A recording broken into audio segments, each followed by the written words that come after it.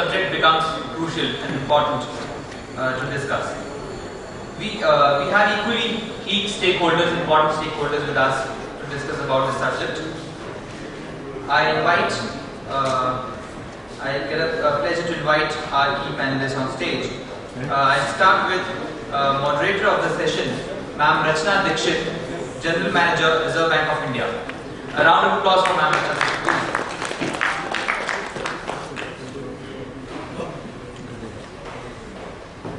And then I also invite Mr. Prem Narayan, Director, Ministry of Railways, Government of India.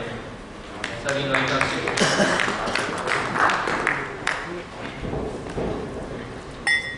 We also invite Mr. Shashank M. Joshi, Managing Director, My Mobile Payments Limited, Money on Mobile. So we invite on stage. A round of applause for Mr. Joshi.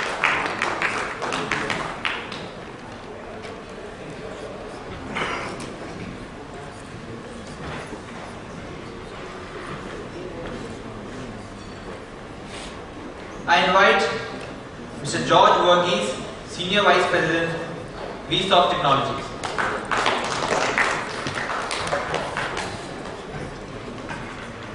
Then Mr. V. George Anthony, Managing Director and Country Head, UAE Exchange. We also have a stakeholder from banking sector. We have Mr. Tushar Trivedi, Executive Vice President, Kotak Mahindra Bank.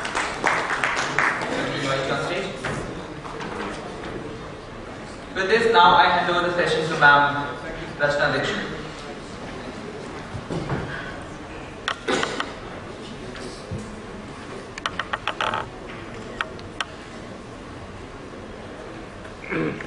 Before we start, I'd like to ask George to give his presentation first. Yeah.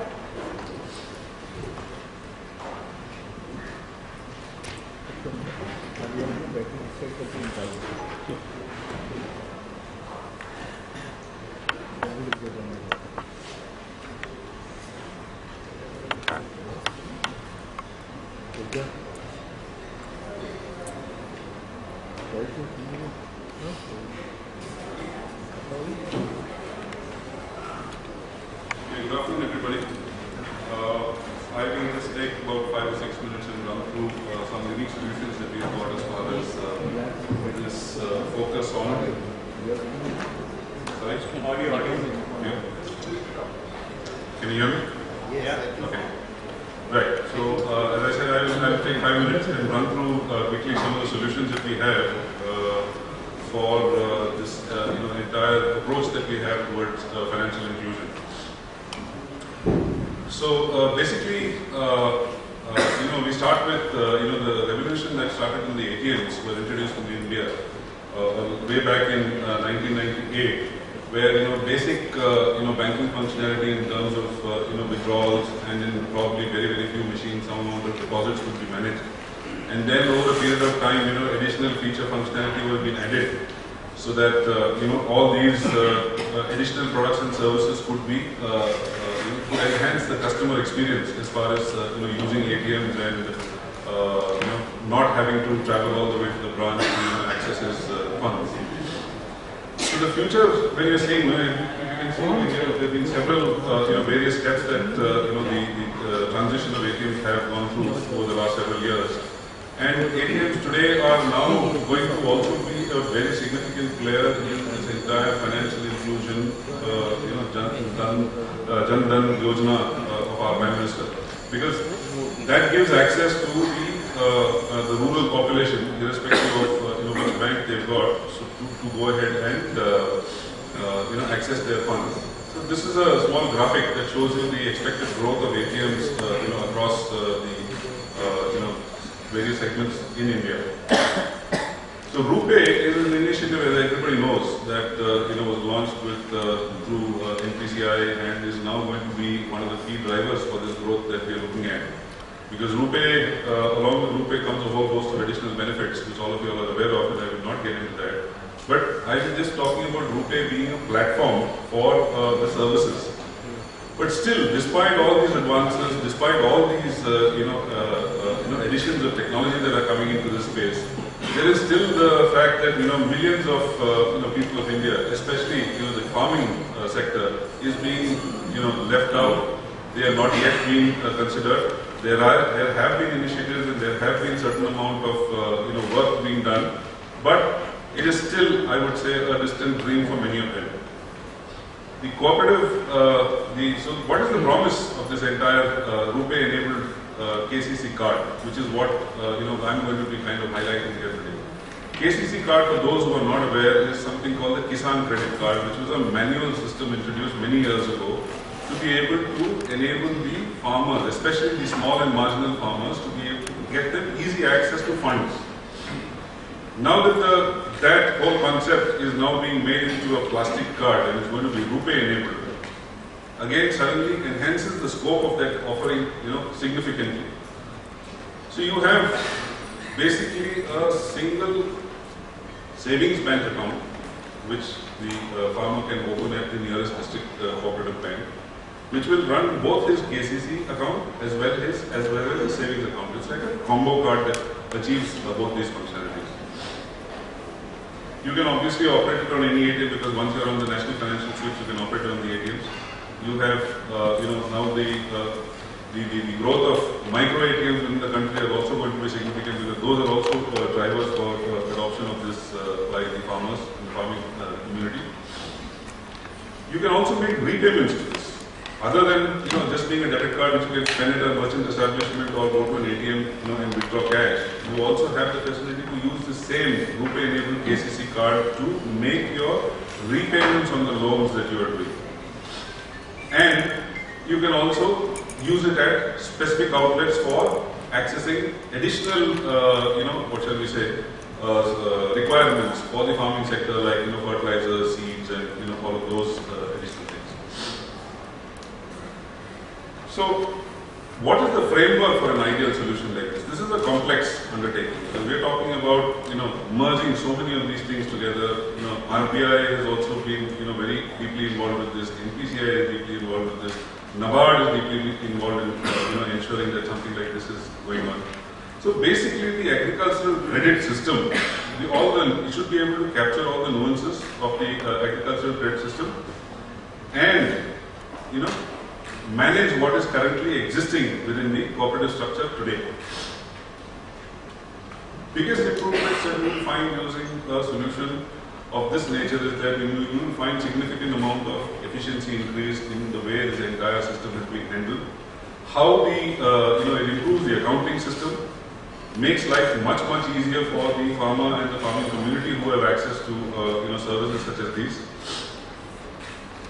B, increase the transparency and efficiency, and as I said, linking a single RuPay card through the KCC and the state savings bank account create certain amount of efficiencies within the system, so that there is a great amount of transparency. Today there is a lot of imbalance in the system, which everybody is aware of. All the stakeholders of the system are also aware of it, and this is something that is actually going to help reduce. And obviously, RBI being our regulator as far as payments are concerned and all banking related activities are concerned, there should be a regulatory compliance as far as these activities are concerned. What has WESOP got to do with all of this at the end of the day? We have been in this space of cooperative banking for the last 8 years in India. We also have a significant presence overseas with more than 2,000 financial institutions who are the equivalent of cooperatives in India. Only thing in the US that they're called credit unions, right? So we have a significant amount of experience in working with these kind of cooperative structures. More than 2,600 customers are there if you take both the India and our global customer base. We have all flavors of cooperative banks that we are servicing here. We have state cooperative banks, the district cooperative banks, we've got the urban cooperative banks, and the credit societies also, which form a significant tier in this entire delivery channel. One of the examples that I'd like to kind of point out is that in the state of Odisha, we have undertaken a turnkey solution where out of a single data center, all the cooperative banks in the state, that is the district cooperative banks, the state cooperative bank, urban cooperative banks, all are functioning out of a single data center, and if the entire management is with us. And this RuPay-enabled KCC system is something that we are going to be launching for the 2,500 credit societies. There is a layer called the Primary Agricultural Credit Society within the cooperative structure, which is where we are going to be rolling out our solution now. This is a quick snapshot. We have more than 1,200 people across various geographies. We have the various sets of products that we've got, and we foresee significant opportunities and growth within the India banking sectors. A quick look at what is this KCC. Everybody keeps talking about KCC, but what actually does it mean in terms of this? Is that you have a farmer who has an account which is being treated as a savings bank account within the district cooperative bank. You have the farmer whose actual channel of receiving funds and repaying funds is the primary agricultural credit society, who is not part of the banking system. As far as all banking rules are concerned, they are not being treated as a banking. So they cannot issue the card. The card has to be issued by the one tier above that, which is the district cooperative bank. So they have to have an account there. They will be issued the credit card, this Kisan credit card, which can be used. And this cloud that you are seeing, the blue patch on the screen, that is our solution. That allows you to track all activities, irrespective of whether it is a savings bank transaction or it is a KCC transaction. We do the make the necessary distinctions and be able to capture that information and give back the information to the relevant associated core banking application that will be able to go ahead and handle the accounting further. This is a very unique thing, irrespective of whether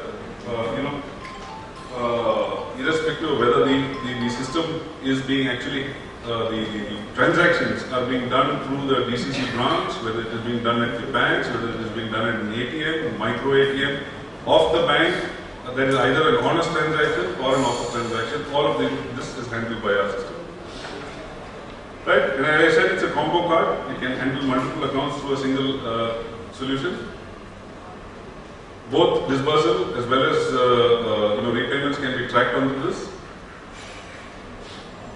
And anything like crop insurance, anything like there are some states that still follow this whole funda of the loans being used in two parts. One is a cash component and one is a kind component. That also this system will be able to manage that. Right. So at the end of the day, even bundling in the facility of eKYC using the Aadhaar facilities, we have a solution that takes us through the entire end-to-end thing. One of the back-end after this cloud-based solution is there is the ATM switch, which is also part of our thing. I will not get into the details of what the switch offers because everybody knows how the switch functions. We also are introducing the omni-channel banking solution, which is basically web-based banking as well as multi-device banking. Let me not call it web-based banking. It will work on a web system, it will work on a mobile device, it will work on any device that has got capability to connect to the internet. So all of this, if you look at it, we also have now for financial inclusion today. Everybody has been talking a lot in terms of financial inclusion. One of the things about financial inclusion today is that you are having lead bankers or you are having bankers who appoint a BC who goes and gets accounts for you, and then I do my normal financial inclusion related transactions, disbursements and deposits and so on and so forth. What we also can suggest is that we have a core backend, right? So irrespective of whether, as I think one of the speakers earlier mentioned, that we should have a lead banker. The concept of a lead banker came up in a particular district, and that lead banker should be responsible for financial inclusion activities. Here, using a solution like this core processing backend that we've got, irrespective of whether the account is with the lead banker or it is with some other banker, we can trap and capture information at the backend that allows us to push the relevant information back into the relevant account holding institutions. So that is one of the advantages that we have. We are not the front-end BC. We don't have the bandwidth today to be able to talk about providing BC-related services.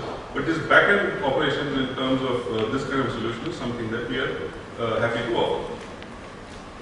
This is the big picture, where you have the Kisan system, you have your ATM shared services, you have your your only banking channel, you have the back-end thing.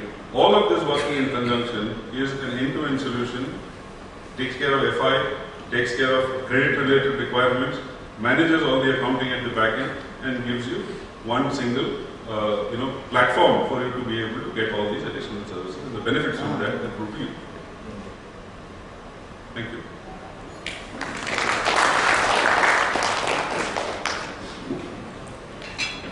Thank you, Mr. Varghese. I thought from Reserve Bank side, I'll just give a little brief on what financial inclusion means to the whole banking sector, and then we can all have comments on how technology can integrate and help us achieve our goals. So basically what I want to tell you all was that it is a buzzword now, financial inclusion, but we've been working on it since time immemorial. The whole target has been that financial inclusion should become a reality. So starting way back in 1975, we did a lot of things. We came up with the Deep Bank scheme, which Mr. Varghese mentioned. Then there were service area approaches, banks were given areas to work in. We had regional rural banks coming up. And then, of course, we have a lot of work done with the cooperatives, as he was telling us. So we've been working on it slowly. And as it is, I think the banks, you would remember the target to complete financial inclusion from the RBI side was 2016. Because we know it's a very difficult challenge. It's very, very difficult to connect the entire country. But of course, with this help from the government, we've been fortunate there has been so much support that it's really going at a very fast speed. We look at financial inclusion, basically we want to broaden the services, which means that people who are not yet included should be included. We want to deepen the services, which means that not just have a little account and not make any transaction. There should be some real thing coming out, just not savings bank account. There should be some credit available. And of course, the most important thing is to educate the people. We look at inclusion, in fact, from Reserve Bank side, we go even to schools now. We are training the trainers. We are telling people what banking is all about and why you must come into banking. So there's a lot of work going on within RBI for a very long time. And with this push from the government, it really seems to be coming to a head. And people think it's not really going to be profitable, but there is so much money at the end of the pyramid. I mean, people have money very much which has not been coming into the whole economy. Now it's coming. In fact, already, I believe over 4 crore accounts have been opened since 15th August, and over 2,000 crores has been collected by the banking system, which has been lying, not really doing any productive thing. People have been saving, leaving it in homes. Initially when we started, the whole idea was that you should get them out of the clutches of a money lender. Sadly, that is still true. There is still a lot of people still linked to money lenders, or people have these small Ponzi schemes going on, which these people don't understand. My own driver, I've hired him. I said, you work for me, and without asking me, you're going and putting money somewhere which will never come back to you. So our whole intention is that it should be mainstream institution players who are taking this on. And the telecom companies and all will integrate and be part of the whole financial inclusion system. So basically it has to be a product which is given to these people. It should be not very expensive. The pricing has to be good.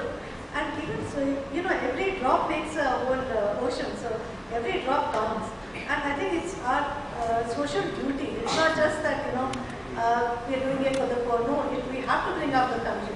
Because unless everybody is included, we are not going to develop as a country. And a lot of things happening in these self-help groups. Women are being empowered because, as you know, the poor women have two problems. One is that they are poor, and second is that they are women.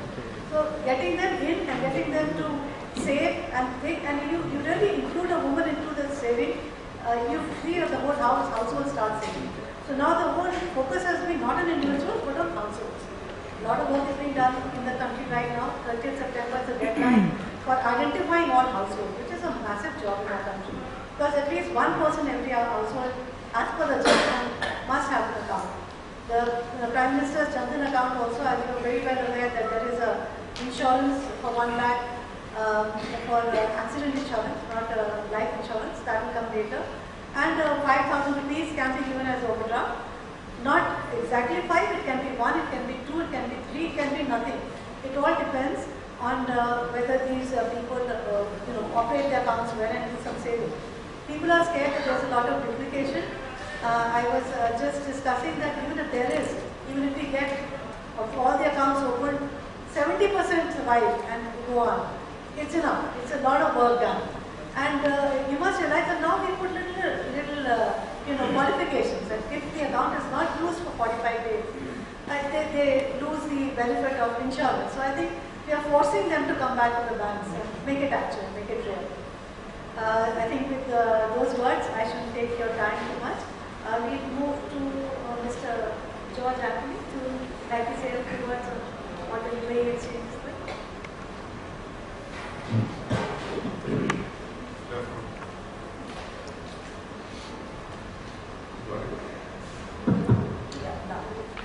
Good afternoon. I am from UAE Exchange. Just a few lines about UAE Exchange and then I'll talk about this financially. UAE Exchange is into varied products. We are into foreign inward money transfer. We are into a basket of foreign exchange business. We are an NBFC into retail loans. We have a prepaid license for wallets. Then we have many more other products allied to financial activities. In foreign inward remittance, 2 years back we in association with State Bank of India and Punjab National Bank and ICICI Bank worked on a scheme to issue remittance cards to the labor class people who come to our counters to collect cash for their remittances sent from abroad. We must have issued around 1 lakh cards to these customers as an education program that you don't take cash, you load money into your card and open an account and then you can use it from the card as and when you want. From ATM you can withdraw or you can use it POS. And we tried to educate them also, but then we found that the usage of these cards is hardly nil. It never took off because maybe they don't have a ATM in their villages, they don't have POS in their villages. We are trying to get one side of it done without taking care of the other side. So the cards which we launched for the beneficiaries of remitters abroad somehow didn't take off. Now we have this prepaid license from the RBI for the last 5 years. We were one of the first companies to apply and take the prepaid license when guidelines came for prepaid license. I had a lot of dreams when we got this license to bring financial inclusion into the country, in the domestic market. But at that time, the guidelines were so restrictive. Only 1,000 rupees was allowed to be paid out from the wallet. Over the years, so much of changes have come through. Now, I would say the lot of relaxation has come. We are now promoting these wallets to our customers. We do around 2,000 conversions daily in our branches across India to sell this wallet and educate them to use in a small way. Now we are talking with RBI to load remittances directly into the domestic wallets. My view about financial inclusion and this cashless economy is really different from all of this. Now all we're talking about plastic cards. We could have also gone with plastic cards 5 years back, buy RuPay card or our own cards. But we're not gone because what I thought is if I have to go with a card, I can't scale the whole country because there is a lot of logistics involved, there is a lot of problems involved, like this remittance card, inward remittance card we issue with State Bank of India or PNB, because there is no POS available across the villages. There is no ATMs available in the villages, and you load money and give it, what they do with it is practically not possible. Now with this NPCI and IMPS come into this country and the revolutions they are making in the financial sector, I see in the near future a lot of new changes going to come in this financial sector. Like now, the big change going to come, I feel, is this #99, this SMS code to send money between individuals, is going to make a big change. Why? Because shortly, now if you want to send money over SMS, the short code is #99*, then your MMID, then the customers, if I have to send to her your mobile number, then my MMID, then the amount I want to transfer, and my MPIN, and say the money is transferred. It is available for all banks if I have a bank account or a prepaid account. Now, the association is going to request to RBI to actually take out, for small transactions, say up to 5,000 rupees, take out their MMID and just ask the customer, or I ask you, what is your mobile number? Just type #99 mobile number, amount, MPIN, save. Your money is transferred irrespective of anybody in India. So there is no question of, it becomes so simple. And what I am seeing in the future is, with the mobile companies able to take banking license, it is going to be a killer. Because for them, it is their customer, they have their customers, just convert their present account into a banking SB account, enable it, and then promote the #99 string.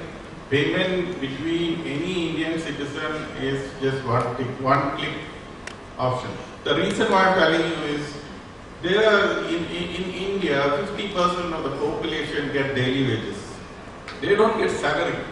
They get daily wages. Even I pay salary to my housemate, to my gardener. That's all they only take money, physical money. And unless we think of converting that into bank account, you cannot get into financial inclusion. So if I can pay my daily taxi driver, bus driver by one click over a mobile, if that is going to be possible, maybe in another 6 months to 1 year down the line, you will see the whole industry going through a destructive change going to happen. And I am sure it is all coming in that direction, because everybody in this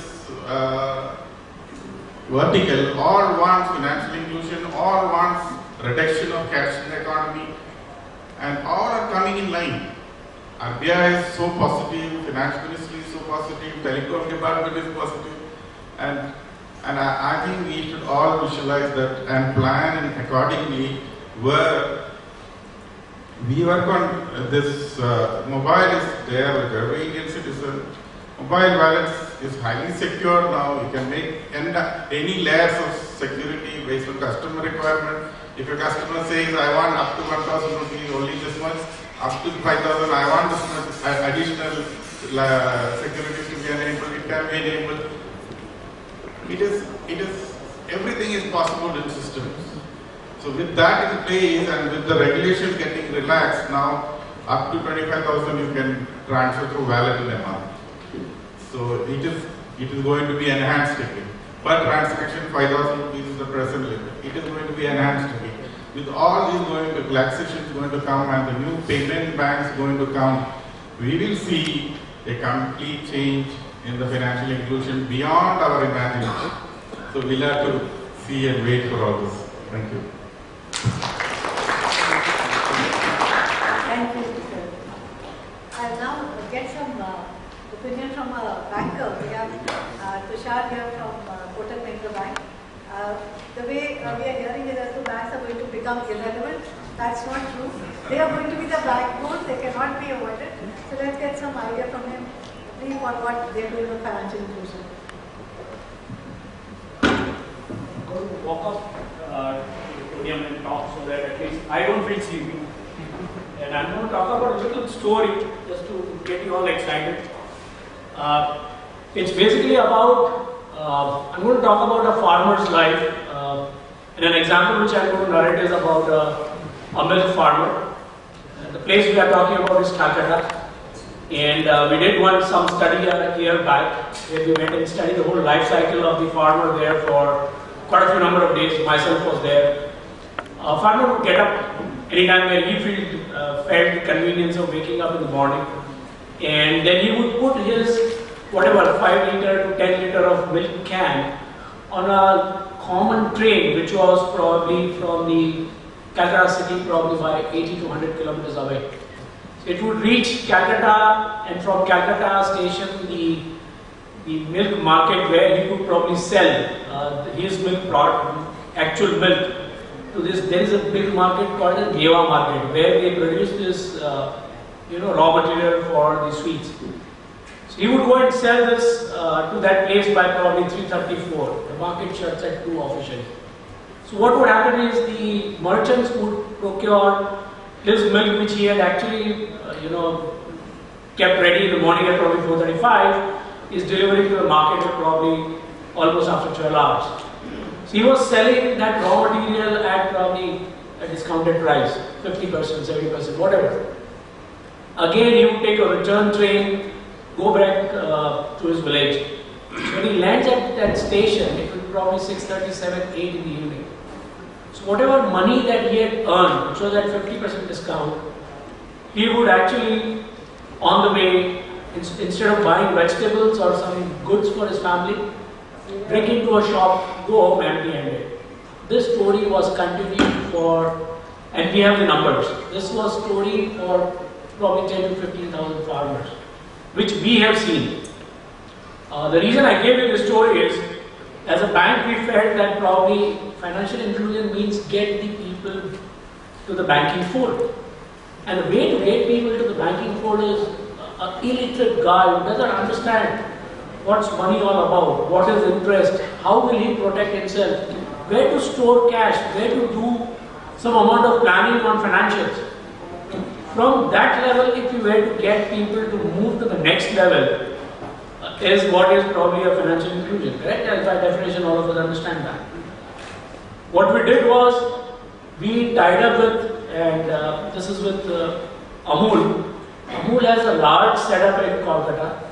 So instead of going to Gujarat, where probably we felt that farmers are reasonably aware, knowledgeable, rich as well compared to the Calcutta. So we picked up Calcutta belt. We created a whole host of do's and don'ts. We wrote it down in their mother tongue so that they are educated, as I think since morning people have been talking about. Are we spending enough time and energy on education, making people aware about what the whole financial inclusion is? So once we have educated them, what we did was we issued each one of them a closed loop prepaid RuPay card. And we obviously had set up our various branches there. We had various other BC network we set up. And the whole purpose of doing this was not only financial inclusion. The other piece, if you see, it is financial inclusion and payments.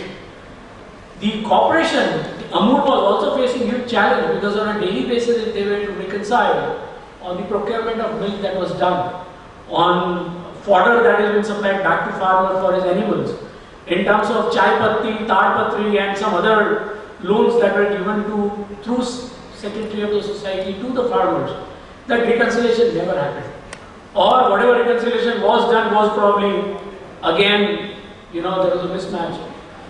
So a farmer who was due 100 rupees or 400 rupees a day was probably getting 70, 80, 20, 30% left, less than that. With this kind of pilferages, I think the whole opportunity came up in terms of automating the whole process on payments as well. So what we did was we created a whole database of all the farmers. People who were registered with the society were probably forefathers or elder brother or someone else within the family. What you see on a daily basis now, at least in a society, someone who comes as a registered identity, every individual was registered, everybody's minimum KYC was done, everyone's, and by the way, because of whatever reason, each individual had a voter's ID for sure in that even remotest location where bank was not there. Banking was not understood, but people had voter's ID. So we could at least relate individuals, we could create database, we could automate the processes. We created enough connectivity between the Amul as the organization in terms of that remote location to create that wealth. So now at least over a period of last 1 year, we have seen 12,000 farmers who are part of the banking channel. They are using the plastic. They get credit every day, which is on their prepaid reloadable RuPay card. And what we are seeing is the change that we all want to do. The change that we all want to see is that they have now started using ATMs instead of just going to the BC network. Instead of using only my own bank ATM, they are now probably going to the other ATMs and trying to explore, can I even withdraw money out of those? There are challenges for the banking channel as well.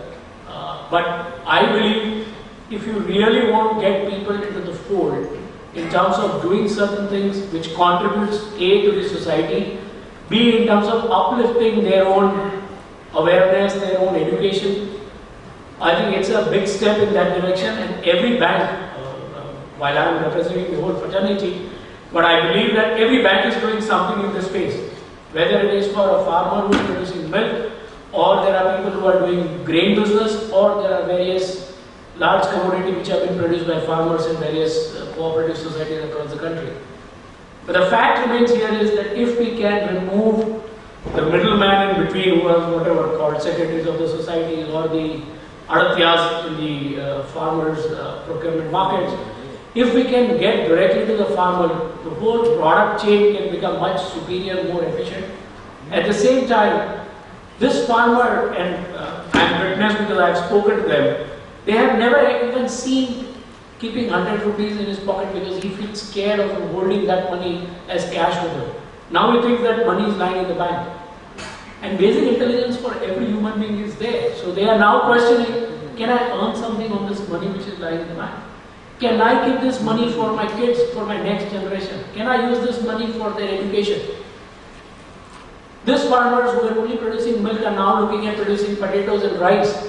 By the way, the whole belt there which is there are probably the largest producer of potato in India. So whole scheme of thing completely changes the moment you talk about educating somebody and getting that whole thought process channelized in a direction where instead of getting only people, in terms of pilferages or unreconciled items or not getting his view, right from there you are now moving people into probably banking fold, getting them to do banking transactions. And yes, eventually I think being the farmer, they will be requiring whatever it is, commercial loans, tractor loans, personal loans, and that's where probably the whole banking will have to shift. So since morning, we've been hearing about people talking about 4 crore accounts have been opened. I think these are the various final points, at least the various NBFCs, cooperative banks and the banking fraternity will have to remember that it's equally our ownership, not only opening accounts, but in terms of training, in terms of walking that extra mile, get them more aware. And probably not look at only profitability in short term, but in terms of looking at the larger picture for the country. Thank you. Thank you, Shashank. I will now request Shashank Joshi from Money and Mobile to give his brief on what they are doing for financial inclusion.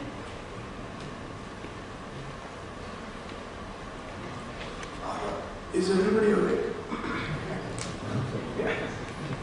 They don't have a choice. So, at Money on Mobile, we started about 4 years back, and I'm going to also tell you a small story.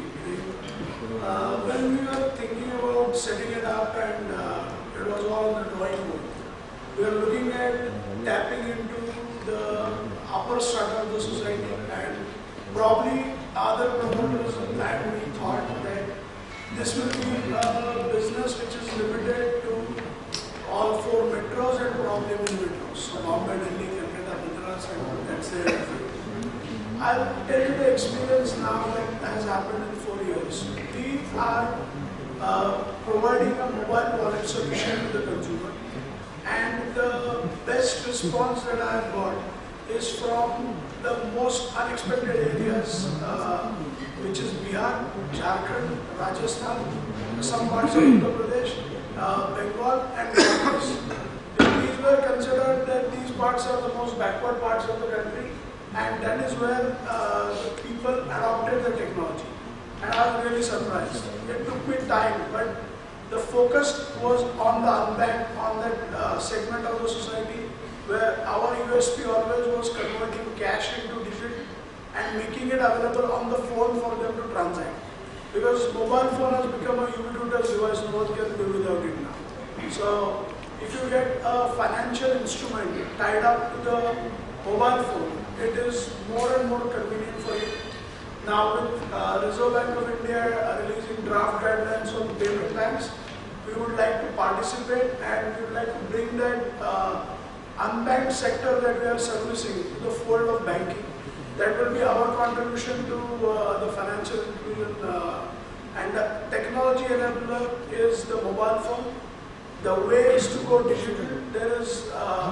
There are earlier we were thinking of SMS and all of that, but we are going to be primitive in probably a year's time.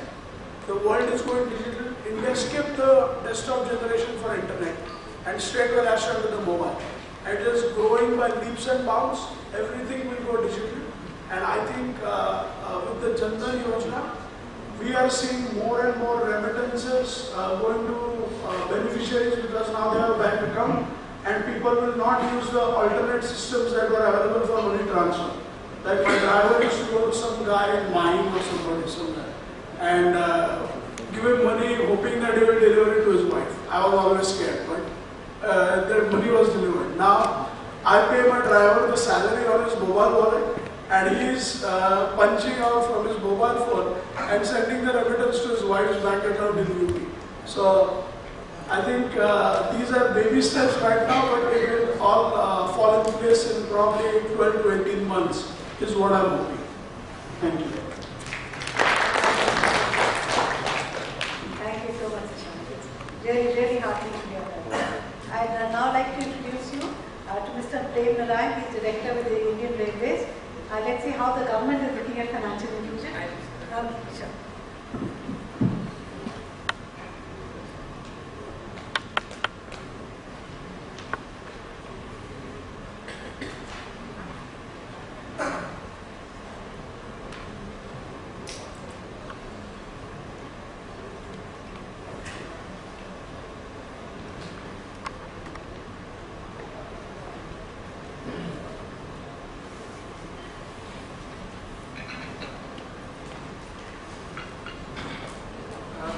Respected Chair and my distinguished panelists on the dais. I said since morning we have been listening more and more about the financial inclusion. I will be just touching upon the basic aspects and the latest on the financial inclusions. The financial inclusions basically, as per the RBI definition, is the process of ensuring access to appropriate financial products and services needed by all sections of the society in general and vulnerable groups such as weaker sections and low-income groups in particular at affordable cost in a fair and transparent manner by mainstream institutional players. After the launch of Pradhan Mantri Jan Dhan Yojana on 28th of August, now this financial inclusion has become a buzzword and a lot of awareness is getting spread all across the country so as to bring the poorest of the poor in the net of financial inclusion. And some of the important objectives is to extend financial services to the large unserved population of the country to unlock its potential, growth potential, and in addition to this, we have to strive more towards inclusive growth and by making financing available to the poor in particular. The national scenario is that roughly 1.5 crore of the urban households are still not connected to the banking services. This is one of the challenges before us. while 6 crore rural households are also not connected. And till now we had a single focus in financial inclusion with focus on opening of bank accounts. And India today has about 60 million banks account, of which 2 million accounts are only operational. So a lot need to be done. Another area is the housing finance. Prior to Indian Railways, in fact my earlier assignment was in Ministry of Urban Development. Ministry of Housing and Poverty Alleviation has got the mandate of providing now houses to the poorest of the poor in the country, and so housing finance has become a very important area. So here again we need to provide credit to people for buying houses up to 10 lakhs or lower. International discourse is that we are not only talking about financial inclusion, this subject is also at the center stage of international discourse. Even the G20 countries discussing financial inclusions currently. I think we have heard a lot about the opportunities in the rural sector, in the service sector, in the agriculture, contact farming, then supply chain management with respect to the supply of fruits and grains. So all these are the opportunity areas. I am rushing to so as to cut down on time. The challenges before us to cover vast geographical spread, small value and high transaction cost, limited outreach, and infrastructure, technological and administrative, as well as organizational challenges. Madam has already narrated about the initiatives of RBI, but the important ones are the KYC requirement for opening bank account, relaxed for small accounts, which is currently now happening. How to achieve financial inclusion? There are steps like we have to have technology in place, government support has to be there, institutional supports, financial education. So all these 4 areas are required for achieving the financial inclusion. Technology side, in fact, POS is now very active in Delhi. We can see even the traffic police nowadays is very active. They are having the POS and immediately they are issuing the receipts for the fine they impose. There are regulations needed, and we have got the financial regulators are in place. Though we have technology in place, but the interoperability is one of the concern. Where though we have the systems, but systems need to be standardized, and so that we don't have problems with respect to the transactions. We have got certain limits to access to financial inclusions. Few are the low income and literacy levels, lack of awareness, lack of assets, unemployment, underemployment, poor financial habits. So these are some of the limitations which are coming in the way in financial inclusions. Important aspect for financial inclusions are that we need to have more and more ATMs, massive push on RuPay card, which was discussed, and POS machines will make banking more accessible for all. eKYC is another great move to better financial inclusions being taken up by government with these new initiatives. The positive approach by the banks, as we have listened from our panelists. I like to conclude by saying that all these stakeholders, RBI, SEBI, NABARD banks, government, civil societies, they have to work together for meaningful and purposeful collaboration. Adequate infrastructure such as digital and physical connectivity, uninterrupted power supply, this will boost financial inclusion initiatives. Banks are allowed to develop the business and delivery models, operations through the BCs, which will be viable, and the number of transactions will also increase. On the demand side initiatives, we have to create awareness, literacy as the national strategy, curriculum in the schools at national level, and sensitization efforts to be made so as to bring the cultural and attitudinal changes in the mindset of all stakeholders. I can say it is possible that in banking in all 6 lakh villages, a big challenge, but definitely achievable. We have got an opportunity to contribute in a bit changing lives of underprivileged. Let us put our hearts into it and pursue as personal agenda to make it a passion of our life for successful financial inclusion.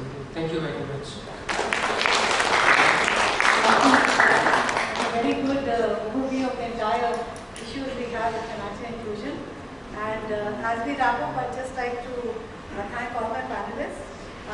What I'd like to also mention a little about what they said.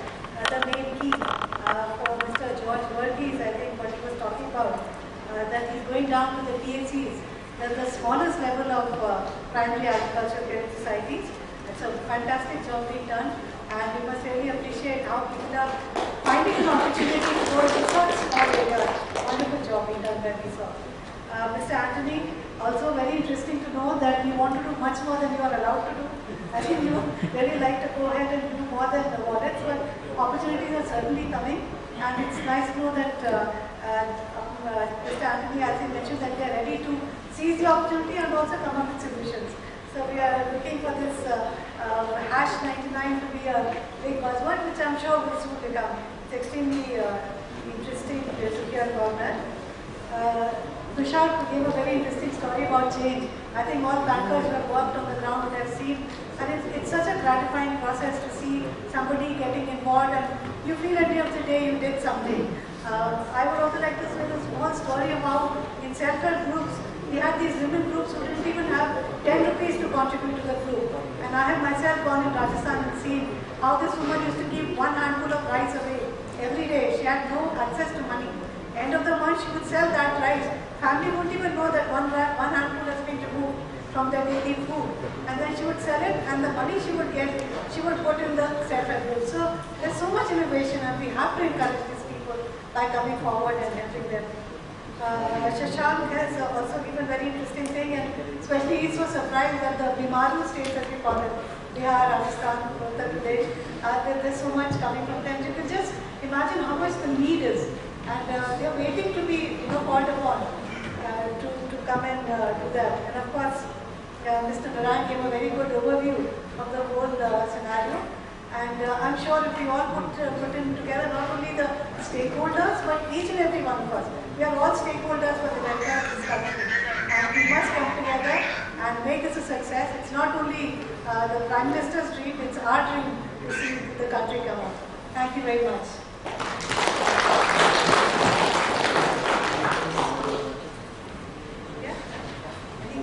Any questions if there are any questions? From any of the panelists. Okay, so if there are no questions, we continue with the memento giving ceremony. I request Madam Rachna Dikshit to present memento to our speakers. Firstly, to Mr. Shashank Joshi, Managing Director, My Mobile Payments Limited, with the brand Money on Mobile. Now, I think one of the key names in India in terms of payment solutions. Thank you, sir, and thank you, ma'am. And now I request ma'am to present a memento to Shri Prem Narayan, Director, Ministry of Railways, Government of India.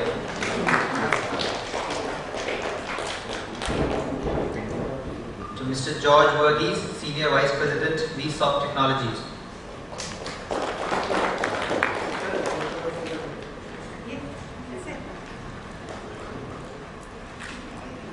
Mr. B. George Anthony, Managing Director and Country Head, UAE Exchange. A round of applause for all our speakers. And last but not the least, Mr. Tushar from Kotak Mahindra. A round of applause for him. I request for a group photo. Okay. Okay, I also request Prem Raman sir to please present a memento to ma'am. Thank you.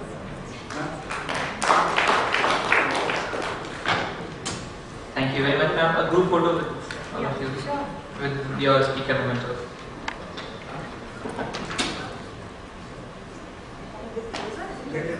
Closer. Hold on. Are you supposed to hold this? Yes, yes.